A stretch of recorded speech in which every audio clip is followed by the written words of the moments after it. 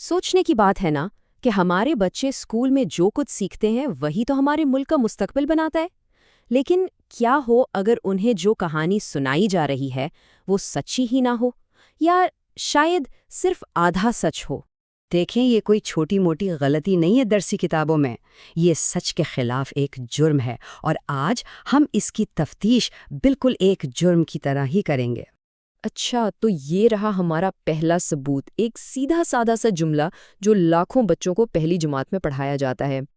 लेकिन जरा एक लम्हे को सोचें, क्या सच में एक अकेला इंसान पूरा मुल्क बना सकता है, या उसके पीछे एक बहुत लंबी और कहीं ज्यादा पेचीदा कहानी छुपी हुई है?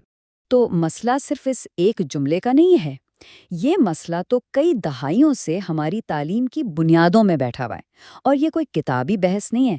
इसका सीधा सीधा असर हमारी जिंदगियों पे पड़ता है कि हम अपने आप को कैसे देखते हैं, अपने पड़ोसियों को कैसे देखते हैं और अपने मुल्क के मसाइल को समझते कैसे हैं।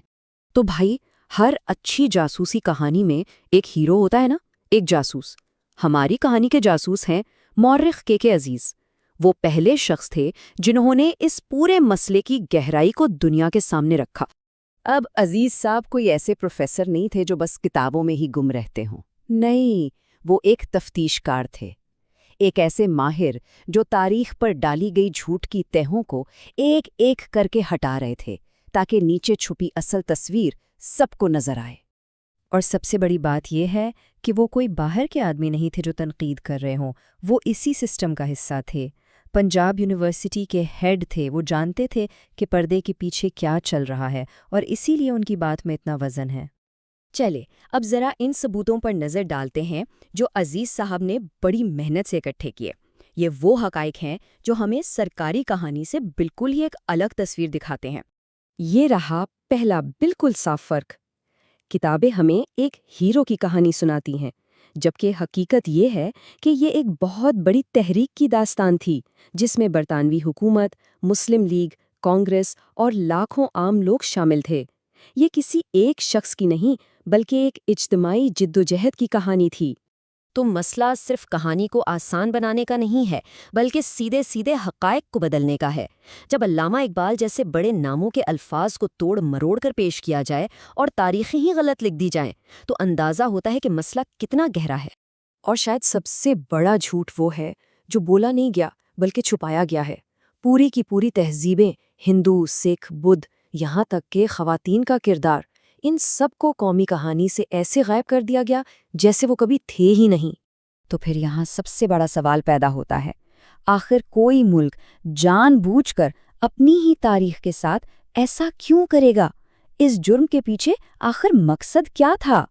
ये 4 कदम समझें एक तरह की तरकीब है, एक ख़ास किस्म का कौमी बयानिया बनाने की। मकसद ये था कि एक ऐसी नस्ल तैयार की जाए जो सवाल ना करे, जो मुल्क के तनव्वुर को एक ख़तरा समझे और जो एक मखसूस नज़रिए को आंखें बंद करके कबूल कर ले। अब ये जो किताबों में लिखा है ना, ये सिर्फ क्लासरूम की 4 दीवारी में नहीं रहता। इसका असर हमारी सोच पर, हमारे माशरे पर और पूरे मुल्क के किरदार पर पड़ता है। अब सोचें, जब बचपन से ही सिर्फ रट्टा लगाना सिखाया जाए, तो वो बच्चे बड़े होकर मुल्क के बड़े बड़े मसलों को कैसे समझेंगे? वो तो बस सादा जवाब और नारे ढूंढेंगे, क्योंकि उनको कभी सिखाया ही नहीं गया कि चीज़ों की तह तक कैसे पहुंचना है। और इस तरह एक ऐसा चक्कर शुरू हो जाता है जो कभी ख़त्म ही नहीं होता। किताबें एक ख़ास किस्म की सोच पैदा करती हैं, और फिर वही सोच इस बात को यकीनी बनाती है कि आने वाली नस्लों के लिए भी वैसी ही किताबें लिखी जाएं। और यही वो बात है जिस पर अजीज़ ने अपना सबसे सख्त, सबसे चौंका देने वाला नतीजा निकाला। उन्होंने कहा कि जब किताबों की दुनिया और असल दुनिया में इतना फ़र्क हो, तो इंसान या तो मुनाफिक बन जाता है या झूठा। तो क्या इसका मतलब है कि सब कुछ ख़त्म हो गया? बिल्कुल नहीं। मसला बहुत बड़ा है, लेकिन इसको हल करने का पहला कदम ये है कि हम सच्चाई को तस्लीम करें।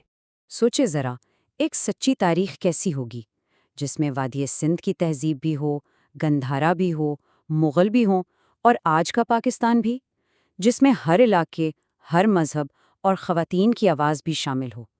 ऐसी तारीख हमें कमज़ोर नहीं, बल्कि ज़्यादा मजबूत और ज़्यादा पुरएतमाद बनाएगी। اور آخر میں ایک سوال جو ہم سب کو خود سے پوچھنا چاہیے، ذرا اپنے اسکول کے دنوں کو یاد کریں، جو تاریخ ہمیں پڑھائی گئی تھی، کیا وہ واقعی پوری کہانی تھی؟